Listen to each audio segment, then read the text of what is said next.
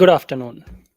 Welcome to the webinar on the theme Research, Innovation and Ranking that is being jointly organized by Director, Internal Quality Assurance Cell and Dean Research and Consultancy, Maulana Azad National Urdu University as a part of 1 year of transformative reforms under National Education Policy 2020. At the outset, I request IMC to play the University Tarana.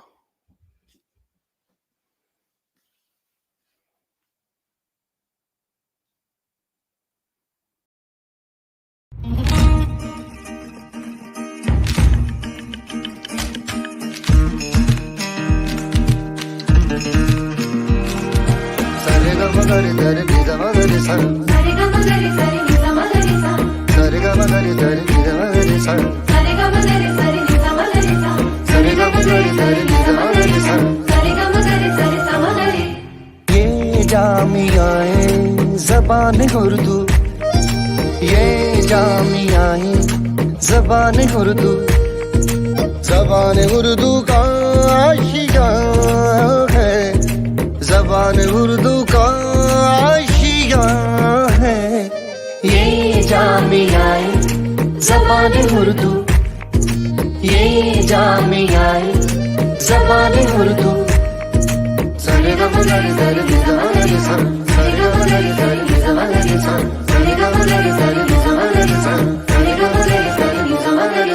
कलाम सारे है दर्ज रूह में, कलम से उतरा हुआ बदन है।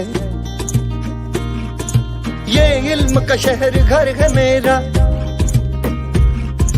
मेरा मदरसा मेरा वतन है। तालीम का मौसम है, तहजीब की फसलें हैं, हम रोशनी करते हैं, सूरज की नस्लें हैं। उर्दू की उड़े खुशबू, ये जामियाए ज़बान उर्दू, ये जामियाए ज़बान उर्दू, ये जामियाए ज़बान उर्दू, ये जामियाए ज़बान उर्दू। जो दाना गुजरे दिन इस ज़मीन से, जो दाना गुजरे थे इस ज़मीन से, वो इल्म के बीज बो गए हैं। बड़े हुए जब पौधे बढ़ के, हमारे कद ऊंचे हो गए हैं।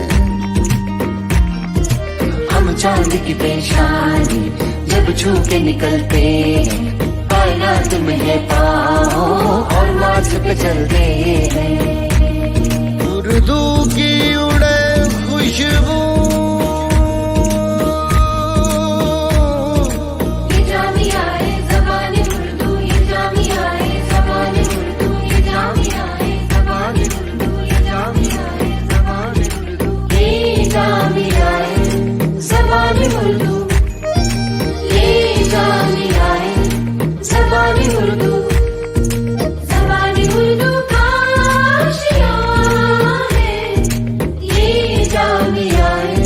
ज़बान उर्दू।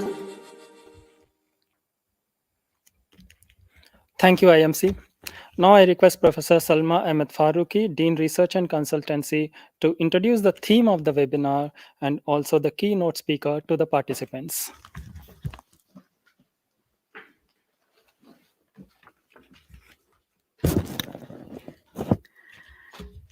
आज के मेहमान खुसूसी professor Ratanlal Hanglu sahab, director IQAC professor Mohammad Haseebuddin Khadri sahab, director IMC Rizwan Ahmad साहब, डॉक्टर सुभाष और मौजूद हाजरीन, आदाब and a very good afternoon to you all. आज के इस वेबिनार जिसका उन्वान है रिसर्च इनोवेशन और एंड रैंकिंग, जो नेशनल एजुकेशन पॉलिसी 2020 का एक अहम हिस्सा है, इस प्रोग्राम में मैं आप सबका खैर मकदम करती हूँ। ये वेबिनार मानू के director internal quality assurance cell और डीन रिसर्च एंड कंसल्टेंसी के जानिब से मुनक्किद किया जा रहा है और यूनिवर्सिटी के मुस्तकबिल के मंसूबों के लिए बहुत ज़रूरी है। जैसे कि हम जानते हैं यूनिवर्सिटीज़ आला तालीम का मरकज़ होती हैं और इनका रोल सिर्फ तालीम देना या पढ़ाना नहीं होता, बल्कि यूनिवर्सिटीज़ में तहकीक का एक आला दर्जा होता है और हमारे रिसर्च स्कॉलर्स और असातिज़ा के लिए ये बेहद ज़रूरी है कि वो रिसर्च, इनोवेशन एंड रैंकिंग का सही तसव्वुर समझे और इसे माशरे को बेहतर बनाने में भी इस्तेमाल करें। रैंकिंग इदारों के पोजीशन और साख को बरकरार रखने और बनाने में नुमाया मदद करता है। This is a very important topic of the National Education Policy 2020, as it will help to prepare a future roadmap for MANUU in the light of the new policy. With these few words, I welcome you all to this program. And before I invite Professor Ratan Lal Hanglu Sahab to the dais, I take pleasure to introduce him to you all. Professor Ratan Lal Hanglu Sahab is the former Vice Chancellor of the University of Allahabad and Kalyani University, West Bengal. He is a well-known name in academics. At present, he is the Chancellor of Noble International University, Toronto, Canada. Professor Hanglu obtained his doctorate from the Jawaharlal Nehru University, New Delhi. He is a specialist on Kashmir, Indian and Central Asian history, politics, and culture. He was a member of the Academic Council of the United Nations System at the Yale University, USA, for 2 years for Asia and Africa. He has headed the chair of Indian Studies at Tbilisi University, Georgia, and the chair of Indian Studies at the University of West Indies, Trinidad and Tobago. He has been awarded several prestigious fellowships, which include the Senior Fulbright Fellowship by the United States of America, the DARD Fellowship, Visiting Fellowship by Maison des Sciences de l'Homme of Paris. He was also presented the Devang Mehta National Foundation Award for his outstanding contribution to education as the best Vice Chancellor of the country in 2015. He received the Mother Teresa International Award as well as the Ali Johar Award and the Sir Syed Ahmad Khan Award for his contribution to education. He was also visiting professor at the University of Delaware and the University of Michigan, USA, Heidelberg University, Bamberg University, Berlin University in Germany, Ashgabat University in Turkmenistan, and the Tbilisi State University in Georgia. He has published over 100 papers in national and international journals and has more than half a dozen books to his credit. He is member of many national and international organizations, both government and non-governmental. With this brief introduction, I now request Professor Hanglu to deliver his lecture.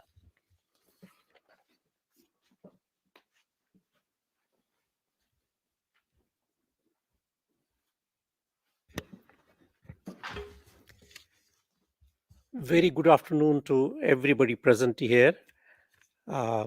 Esteemed Professor Syed Muhammad Hasibuddin Qadri Sahab, Director, Internal Quality Assurance Cell. Professor Salma Ahmed Faruqi, Dean Research and Consultancy. Dr. Subhash, Coordinator of Deccan Studies Internal Quality Assurance Cell. The Director of Media Studies, Dr. Rizwan Sahab. His staff and support staff.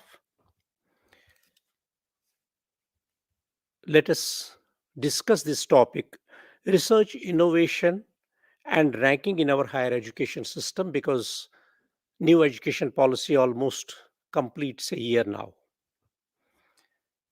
But when we look at this topic, research, innovation, and ranking, there are many questions that come to one's mind. These questions are, the first question that comes to mind is, are our institutions not doing research or quality research and innovation? Why ranking of institutions is necessary? How objective, scientific, and academic is our ranking system in India? In the post-independent era, we had no ranking system at all. We did not do the ranking of any of the institutions until most recently. Did we not develop without this system? If so, what are the benefits of this new system under new education policy, under new ranking system? Does ranking have a scientific basis without taking into consideration the institutional specificity, regional specificity, academic specificity, and the specificity of particular research area? Let's have a look at the education system today. Our India's higher education system faces variety of challenges today than ever before. Both government and private colleges and universities are challenged to serve students coming from varied backgrounds, from those who are academically gifted to those who are underprepared for college or university level education, those who have resources to pursue college and university education, and those who don't have anything left with them to pursue research or to pursue education but are gifted. Our institutions are challenged by the political pressures, by ideological tutoring, which never happened in our history of higher education system at all. These challenges are hitting India's higher education system very hard from many fronts. Besides this, because of population pressure, because of population pressure, lack of institutions and resources, we are unable to put a required number of students of certain age groups into our institutions. For example, United Nations Education Council and many other international bodies asked us that by 2012 our number should be 47% of students between the age group of 18 and 21 should be in our institutions. But what we discovered that this number could not grow beyond 12% till date. Let us look at, first of all, the research and innovation part of it. Before the new system was imposed or introduced, we have had very meaningful and useful research in our country. We have had meaningful research in our country. We have had a great research done in space research. We became great nuclear power. We have had a green revolution in this country, a number of innovative research programs in plant sciences. We had mechanization of agriculture to boost more production. Our animal research programs were doing well and had collaboration with many other countries of the world. We have had multitude of public health awareness programs and facilities. We did develop innovation and research in traditional medicine of Ayurveda and Unani, Hikmat, and blended it with allopathic wherever necessary. The best example is development of Hamdard and many other Ayurveda centers in our country, which were very, very small before this blending with the allopathic and before the further research was done. We successfully participated in eradication of many diseases such as smallpox and contained cholera, tuberculosis, and many other viruses and diseases to a large extent before the ranking and before these institutions came under the purview of new innovation system. Our research in economics, social sciences, earth sciences, physical sciences, chemical sciences, urban planning, mathematics, statistics, languages, literature, and all other sciences of high quality. And our scholars were second to none in many disciplines in India. Here, I would like to exercise a caution when I place these details before you. I am not saying that we have not done this research or no further research should be done. I say we have not done enough, but our further research should not be done, because we should keep in mind that universities do not graduate students, universities graduate human beings, which is more important than students. Why should this new system emphasize the new education policy, the new phrases, and then impose these for further research and innovation? What was the need for such kind of system to come up? There are many reasons. In fact, there are many compulsions for the government as well as for the country, because public and political expectations coupled with the soaring of costs of a college education, university education, have led to pressure on our education institutions to become more efficient, to innovate, and to perform. Because our country's resources are shrinking, so private participation is must. It's critical partner, but private institutions should come up with particular level to correspond to these challenges. The other important aspect is that the performance expectations of those inside higher education do not appear to align with the performance expectations of those outside higher education system. To improve the system, the government is bringing in more regulations with more frustration. There is a belief in the government that if our institutions were more innovative, outcomes would improve. That's one of the major aims, in fact, this government is thinking. With these challenges in mind, we should do innovation and research, but while improving for further and for future, we must remember that innovation is a process. It's the modification of the old system.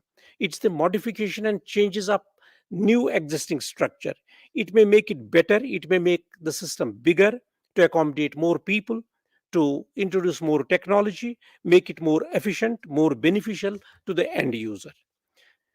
There are some examples which I am quoting here, in fact, for a higher education system. Most of them are not entirely realized till now for past 1 year or so in our system, but they have to be comprehensively adopted throughout the length and breadth of entire country. We have one of the streams is that of video streaming or flipped classroom or e-learning trends, from Zoom to Skype to webinars and even live streaming on social media itself. Video is perhaps the most visible and common form of technological innovation in higher education. It enables other innovations, cuts costs, and increases accessibility for the students in remote places also. Only thing is, our institutions should be more flexible in adopting it if they want to serve the students. Every institution has to develop truly innovative approaches to serving students. They have to some extent abandoned the traditional model in order to create new institution, new services, and new approaches for new generation of students. Not every institution would be able to totally reinvent itself within the new environment to address needs of its students coming from varied backgrounds, as I said at the earliest. Creating a culture of innovation means that leaders encourage the following. For example, rewarding innovation even if it fails sometimes. Because in our institutions, when we start innovation and if it fails, we get discouraged. That has not to happen. We should reward those even if it fails. Train faculty and staff in design for innovation techniques.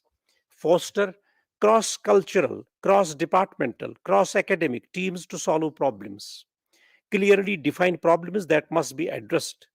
Understanding our students and their difficulties who are commoner consumers of these ideas. Providing time not to impose too many restrictions or ordinances. Listening to suggestions with an open mind, khula zehn, and encourage criticism. These techniques are both simple and complex at the same time. For some, it means thinking differently, and for others, it means letting go, which cannot be, you know, understood, which cannot be performed, which cannot be realized. If we look at the point of rewarding our, people who indulge in this innovation, our significant cultural aspect that confronts us, that keeps institutions from innovating, is the fear of failure. If faculty and staff believe that failure will be seen negatively by the administration or count against them during a tenure or promotion review, they will always take cautious path. Similarly, when we look at the faculty and staff tend to be absolutely sure that something will work before they try it. Administration needs to assure faculty and staff that innovation is valued. When it works, celebrate it. When it does not work, celebrate that too. At least the organization tries something new. It will be important to train faculty on techniques of the processes and prepare some of them to serve facilitators in order to work with innovation teams. Design for innovation is a structured, chaotic process also that provides direction while maximizing the freedom of thought and exploration, which is now absent and which is certainly diminishing in present circumstances, we find. To facilitate intra and interdepartmental teams to solve problems, one of the key factors in successful innovation process is to have people with different specializations on any of the teams that's working for innovation. Because of having knowledge of different subjects, they create a very diverse perspective to any given project by bringing their own new and freshness of perspective that encourages team members to think outside the box. We must remember that the definition of the problem or defining the problem is a critical step in any research and innovation system. The most important aspect of innovation also is understanding our students' designs for innovation in human centric process. How will the end user respond to our services? How will they really access it and use it? What is that they want, even if they don't know? Students or researchers' observation is always critical. The team must take into account how people actually respond to the services. In most recent times, you have seen providing unstructured time, for example, is a very essential, because in our most of the universities, most of the institutions, our time is basically structured. We have fixed timings for academic council, executive council, different kinds of academic meetings, but we need to be flexible in those things if we want to encourage research and innovation. Some of the most creative institutions have the most unstructured work environments. Many new, in fact, I would like to talk about Harvard University, Stanford University, Princeton University, Heidelberg University. You find their time is very unstructured. When you look at the organization, many new organizations provide game rooms, flex time, nap rooms. This creates an environment that allows people to be more creative than others. How can college and university provide time and place for faculty and staff to be in a unstructured environment in order to help reflect on problem being addressed? This does not happen in a scheduled meeting once per week forever. If we say there are faculty meetings every week taking place, it doesn't happen in those times at all. Providing a space and time that is conducive to creativity in the institution. Imposing too many rules also kill creativity.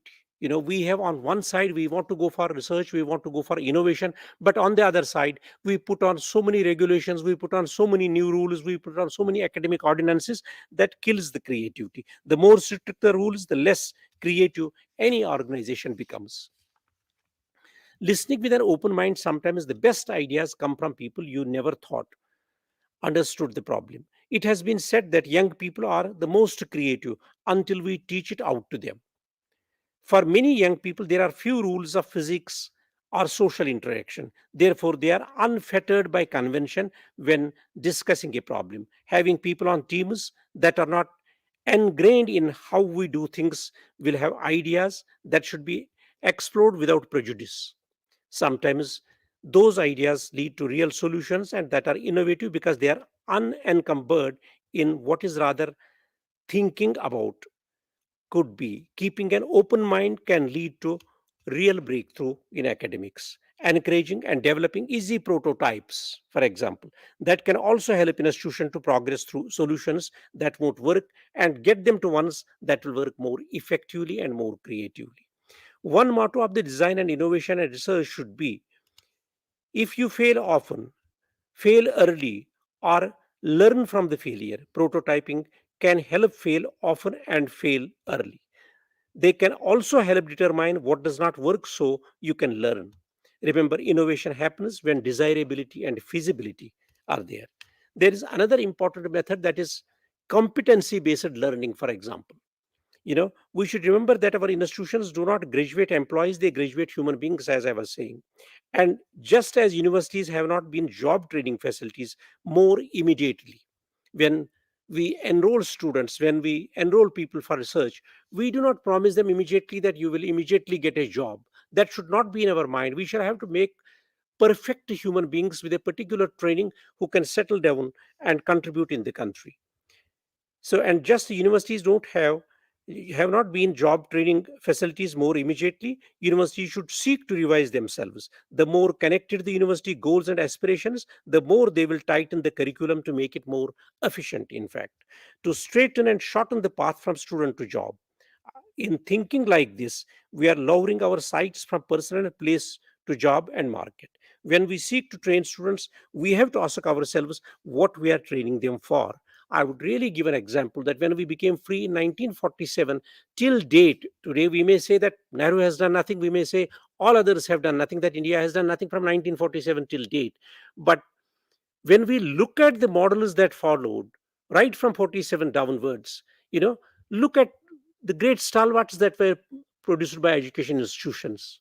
Even our Nobel laureates, for example, our best engineers, our best doctors, our best architects, our best educationists were produced. But there was no emphasis on research, there was no emphasis on innovation, there was no emphasis on any kind of ranking at that point of time. There's a lack of leadership in higher education. As a result, we find today every university, every institution is suffering.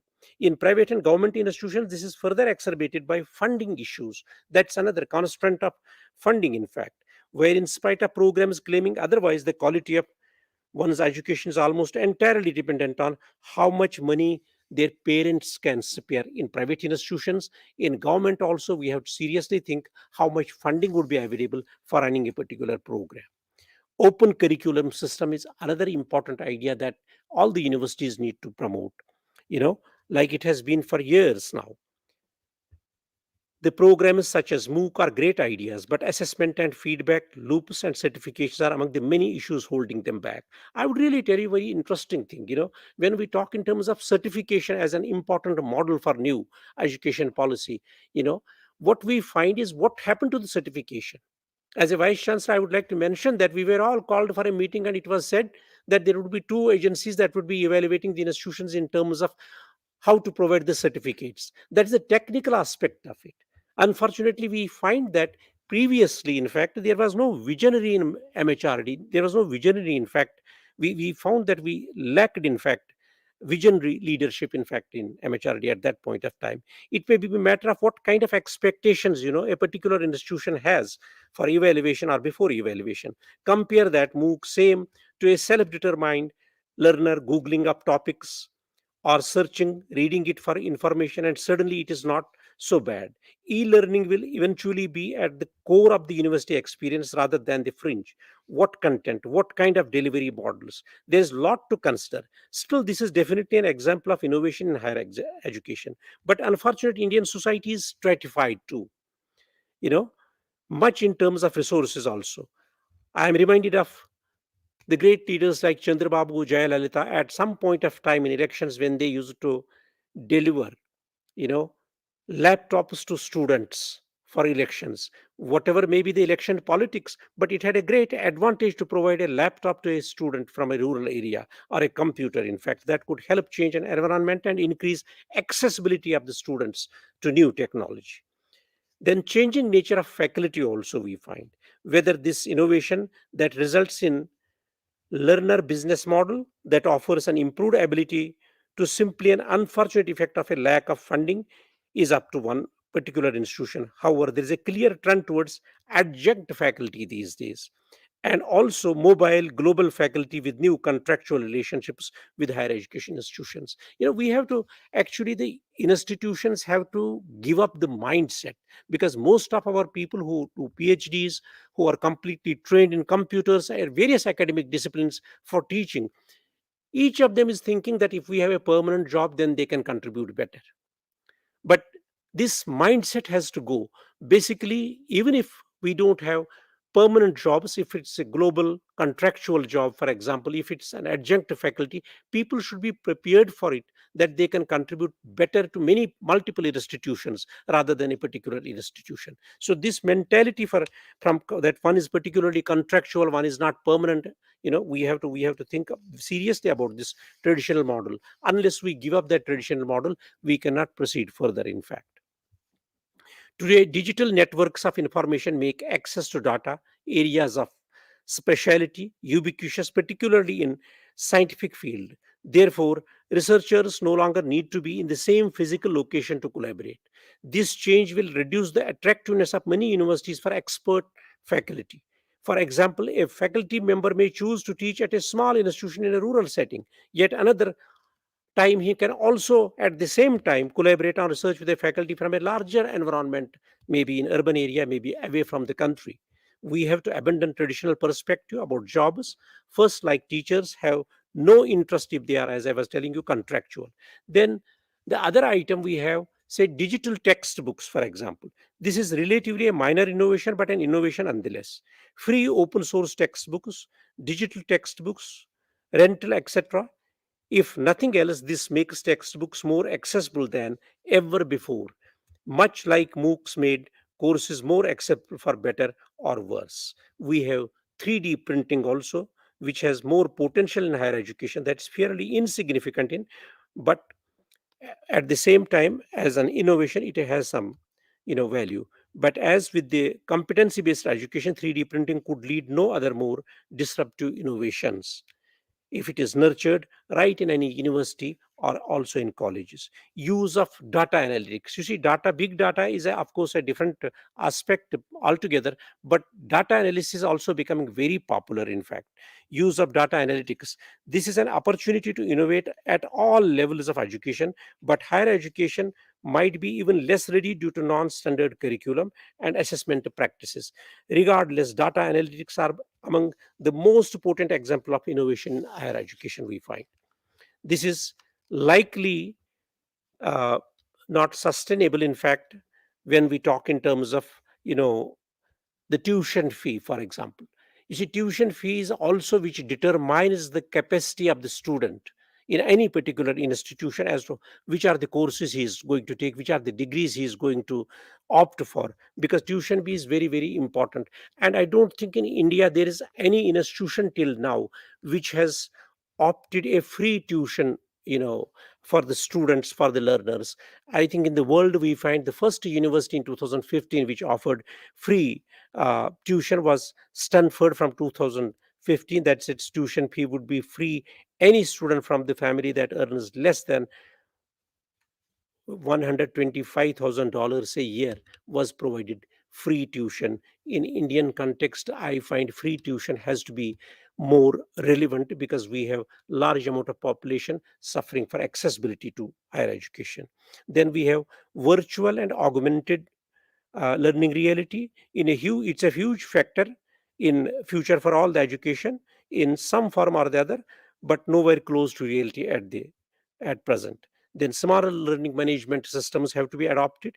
The need and technology are available, but at the moment these are embarrassingly bad in for many places. In fact, we have artificial intelligence. Much like virtual reality, artificial intelligence is part of future, but not quite there as yet. It is fast becoming a topic of study at the universities across the world, which India needs to consider very seriously. The new kinds of certification of degrees, I was telling you, it's not the certification of degrees is should not be limited simply to certain private agencies manufacturing the mark certificates and the university sending data to it. Certification basically should make it available and increase the mobility of the students from one institution to other institution. We have transfers of parents taking place, in many central services, even corporate sector also. In that case, a student has to shift from Delhi to Tamil Nadu, from Tamil Nadu to Hyderabad, from Hyderabad to Kashmir, from many other. Therefore, he spoils lot of time, in obtaining the degree. In fact, in such circumstances, therefore, this certification of degrees should take into consideration such kinds of items and such kinds of challenges and problems in Indian conditions. New certification and university degrees could include those many new things, but see how it was misinterpreted in Indian system till now. In fact, many universities are experimenting with alternatives to lecture, including project-based learning at the college level, inquiry-based learning, competency-based scenario, and learning through various modes of technology. The 2008 recession had a devastating impact on the world economy, and higher education system in India also was completely not insulated from the impact. With coronavirus already having a massive impact on global economy, the existing attempts at funding higher education institutions through central and state funding agencies and providers of subsidies have been reduced along this significant cost cutting. When we look at the institutions, these are some of the items which I have loosely talked about in terms of higher education. When we talk in terms of innovation, at what point of time, at what level this technology should be grounded to provide, to boost innovation in educational institutions, in fact. But then comes the question of ranking, that has been tagged it. What was once a climate of goodwill and respect for an institution of higher education, funded in the belief that administrators, faculty, and staff who worked within the hallowed halls of learning institutions were doing the greater good of society earlier. That is now replaced with general sense of skepticism because of this ranking system. Most of these feelings are born from the increasing costs of operating universities and colleges, as well as general lack of understanding of the breadth of work conducted in the higher education today. You see, because on one side we are talking of ranking, on the other side we do not have adequate staff, we do not have adequate mechanisms to respond to the challenges that have been thrown up by education. So therefore, ranking has to take into consideration these things also. The lack of understanding is often compounded by the fact that some of that work is difficult to measure through traditional methods, and therefore the ranking has to be there. There is no doubt that today's climate of higher education is placing more pressure on leaders of colleges and universities to think differently about this new mechanism. There is more accountability placed on institutions for performance, that is clearly defining the outcomes of an institution, especially related to student learning, and how institutions then prove that they are meeting those outcomes and ultimately students' needs. National accreditation bodies like NAC, etc., long thought of it as the quality enforcers, that if we have a knack, we can enforce quality into the institution, but the quality gets enforced if the teacher has the commitment, if the institution has the commitment. We have seen before the knack came up, look at different universities, for example, JNU, Banaras, Allahabad, Hyderabad Central University, many other institutions, Anna University in Tamil Nadu, for example. Before coming up the knack, they have also produced and given us the best talent, in fact, in the country. It appears that there is a growing climate of mistrust of accrediting bodies themselves, seeing them as good old boy networks rather than as quality control organizations, and central government wants it to change as per their ideological makeup. That has also, spoiled the higher education, because when we use or when we force a particular institution to a particular ideology, which should be none of the business of politicians, or none of the business of education institutions to talk about the particular ideology only. Higher education is experiencing a crushing growth because of the regulations that have been posed because of ranking. There is a growing regulatory environment for colleges and universities, and this growth in regulations has a serious negative consequence on the campuses. Unfortunately, visionless and incompetent leadership at higher education has expanded in many ways that undermine the ability of colleges and universities to serve students and to accomplish their goals. The complaints problem is exacerbated by sheer volume of rules, ordinances, and notifications almost every week by one agency, be it UGC, be it NAC, be it AICT, or any other organization. We find as higher education leaders, for example, the heads of the institutions, today a circular comes from UGC, tomorrow a circular comes from ministry, the third day circular comes from AICT, and they are not in consonance with each other. In fact, they become contradictory within the institution, as a result of which we find that our students future falls into the danger. In fact, regulations serve as an important role. We are not saying that there should be no regulatory bodies, that institutions should not be accountable. Institutions should be accountable. There should be regulations, because they also have a purpose in ensuring institutions accountability. But requirements that have excessive reach or that are unnecessarily costly and difficult to implement. And the worst thing is that they hinder student access to college, university education, and drive up costs, which becomes completely counterproductive. Because if we put up regulations and ordinances for the betterment and compliance of the institution, but we find that the student has to run around different institutions for the result itself, in fact, that should not happen in institutions when these regulatory items come up. College and university have seen changes coming for some time. While change is not new for higher education, the severity of the change and the growing attacks on higher education from so many fronts will take a toll on colleges. The process of accreditation or ranking should essentially be a peer review process, which it is not. And accreditation should be considered voluntary, I would say, for many institutions in the beginning. It should be a voluntary practice, it should not be enforced. However, without accreditation, institutions are not eligible for central funding or central financial aid for students, which place a great deal of pressure on colleges and universities to comply.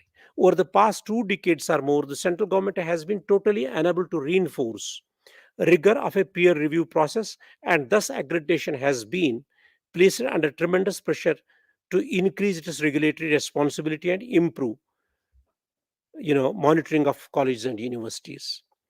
Some even argue that accreditation process is completely broken. We have a very bad accreditation system that favors established institutions while blocking out the new, innovative, and more affordable competitors, for example. There is a sentiment that accrediting bodies focus on processes and traditional structures rather than outcomes and impact. They suggest that this focus keeping institutions from being innovative in their approaches to education and learning in order to remain in compliance with accreditation standards.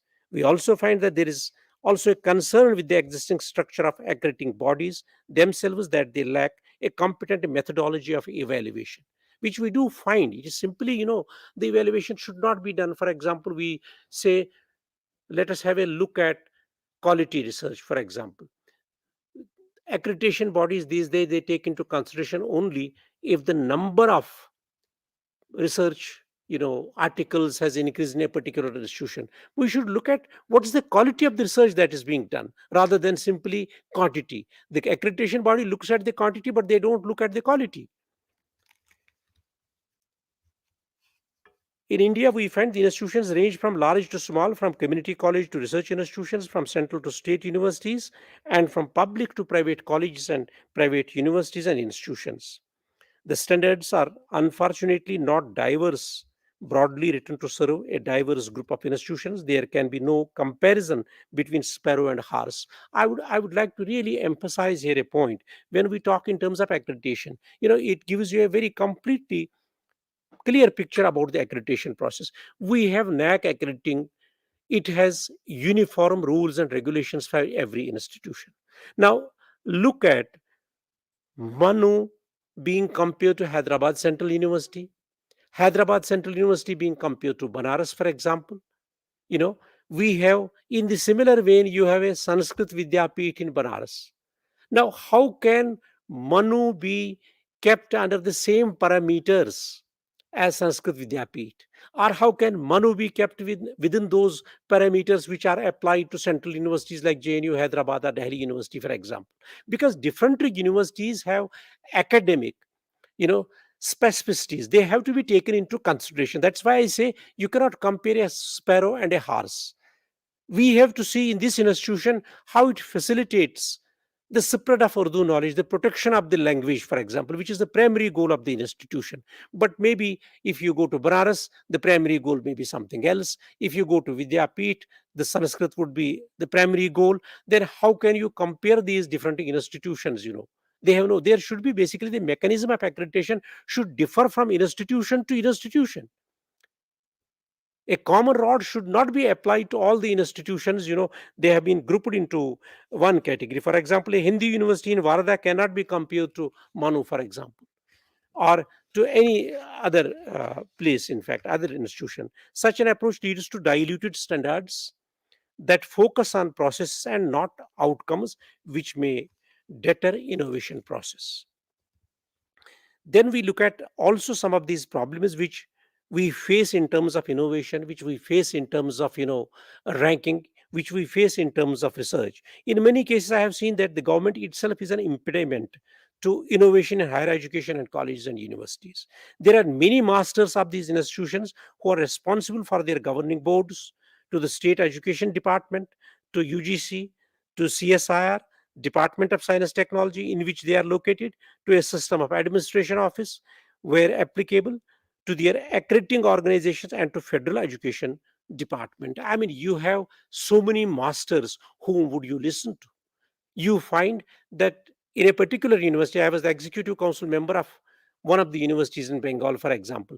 We found that whatever the executive council has decided as per the UGC, as per the ministry rules, education ministry, we find that it was not acceptable to minority commission. It was not acceptable to higher education system in West Bengal. Now, how would you comply UGC rules if state government does not agree with it, for example? These are practical difficulties that nobody in MHRD takes seriously these issues. In fact, they need to look at every institution individually. every state and central university individually. We find each of these organizations, governments, and authorities have expectations, regulations, reporting requirements, directives, policies, laws, advisories regarding the operation of colleges and universities within their particular jurisdiction. We have one of the best educationists, Armstrong, who said that the first thing to remember about government is that it is all about politics and power. I was really amazed to see Armstrong when he evaluates a particular university education process. He says that first thing to remember about government is that it's all about politics and power. These attributes tend not to be favorable to the innovation at all. While accrediting organizations provide colleges and universities their accreditation and therefore access to central funds or federal funds, states provide approvals to operate within their borders, approval of curriculum, state funds, and many set standards of the faculty. The state regulators often oversee issues of competition within their states. There's a contradiction between the central organization is monitoring one thing, but it is not acceptable to state authorities. They are putting into some other framework for the institution to work. I would also tell you, in fact, I am really amazed by Armstrong when he says that the government only sees politics and power. I was watching, in fact, when last time the bill was passed to approve B.Ed colleges, all over the country, a bill was passed regarding B.Ed colleges, education colleges, and so on. You look at, I would not like to name the state, but in one of the state we find many other states also that there are many colleges which do not exist in reality at all, B.Ed colleges. They don't exist on earth. We do not find a physical form of the college, but the college run certificates are being issued. That's what explains our education system, which was not previously there at all. The political climate will push them backwards rather than facilitate innovation and cutting edge research, which should be our motto. There is also an influential role played through politics in higher education as it relates to competition, funding, grants, sometimes students' admission to certain programs, and college personnel to be hired, in fact, because we have had open mind and free thinking before this policy came. For me, frustratingly, little innovation has been done there in higher education. Yet, despite the desire for innovation, the vast majority of funding pattern from state, central government remains very traditional. There is no interaction between central and state authorities and institutions regarding their approaches to working. We may have a ritual meeting, in fact, as a ritual, in fact, between different groups of ministers from states with the center and so on, but it is basically the institution has to interact with the central institutions. A central university and a state university, they have to act to sort out in a particular state their matters, their regulations, their innovation, their research, their pattern. The adoption of new education policy was envisioned to assure that every student would meet established standards. To respond to such concerns, leaders are exploring numerous initiatives now on their campuses and throughout higher education. I mean, not political leaders, I mean higher education leaders who are heading the institutions. Increased, scrutiny towards colleges and universities is a major challenge now. And for further, the cost of their college education and university accession exceeds its value. You find students and their families expect an immediate financial return for their investment in a college degree, that students are looking for a different kind of educational experience now. These students want an experience that uses technology to enhance teaching and learning while reducing the cost of higher education and length of time to earn a degree. They also want more distance learning opportunities to accommodate students. This is more important for India because we have large number of students with lesser number of institutions, and many institutions are not accessible to people coming from remote places who cannot fit into traditional approach also uh, to educate themselves as per the old schedule. In fact, in India, higher education is going to be dominated by private universities. We must keep in mind. To some extent, there is still the general aura that an educational experience offered by a government funded university is more prestigious than those offered by public or private colleges and universities. You see, if we look at the Western pattern from where we bring all these kinds of ideas and keep on applying to India without looking at the ground reality, we find in West, you look at the universities like Harvard, look at the universities in France, universities in England, universities in America, the top universities, Stanford, Princeton, many others, they're all private universities, in fact. They are not government universities. But our mindset is that the degree is offered by the government institution. It's not simply the mindset of the student, but it's the mindset of the people also when a student goes to secure a job. However, that trend has to change, and it is changing to some extent with the intrusion of private parties into education, and students may consider a variety of options for their post secondary education. Today, there are private elite universities, small private liberal arts colleges, public universities, community colleges, which are growing at a faster pace now in India. The point is that students have choices, but more and more the privatization, which is historically inevitable now, serves to make the education a marketplace much more competitive. And the last point I would like to add here, that the problem with these institutions is that the government should not push Rashtravad and nationalism into institutions. Institutions should have a free mind to pursue higher, cutting edge research, higher academics into social science and academics. We have earlier, for example, if we look at India, before the higher education policy came up, or before the regulatory authorities like accreditation process came, we have the world leading social scientists in India. We have the world leading scientists coming from India. We have the world leading doctors coming from India. That happened much before the regulatory bodies came in, before the higher education policy came in. So there may be some amount of merit that we need to study before application of the new further innovation and research. Thank you all.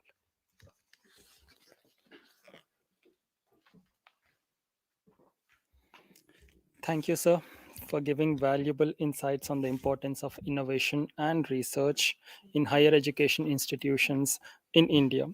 We have understood how creation of a sustainable innovation ecosystem and encouraging high quality research in Indian institutions are crucial for their future development and for making them globally competitive. Hope Indian institutions reorient their mindset towards this. I take this opportunity to propose a formal vote of thanks. I, on behalf of Internal Quality Assurance Cell and Dean Research and Consultancy, convey my deep sense of gratitude to Professor Syed Ainul Hassan, Honorable Vice Chancellor, Maulana Azad National Urdu University. My sincere thanks to Professor Syed Mohammad Hasibuddin Qadri, Director, Internal Quality Assurance Cell, for his constant guidance and support in shaping this webinar. I also wish to express my gratitude to Professor Salma Ahmad Farooqi, Dean Research and Consultancy, for introducing the theme of the workshop and keynote speaker to us. I extend my gratitude to our keynote speaker, Professor Ratanlal Hanglu, former Vice Chancellor, University of Allahabad, for his gracious presence here and for delivering the lecture. I also extend my thanks to Instructional Media Centre for their enormous cooperation in organizing this webinar. I would like to express my gratitude to all the participants of the webinar for their presence and contribution in making this webinar a great success. I thank everyone for being with us. Thank you. Now I request IMC to play the national anthem.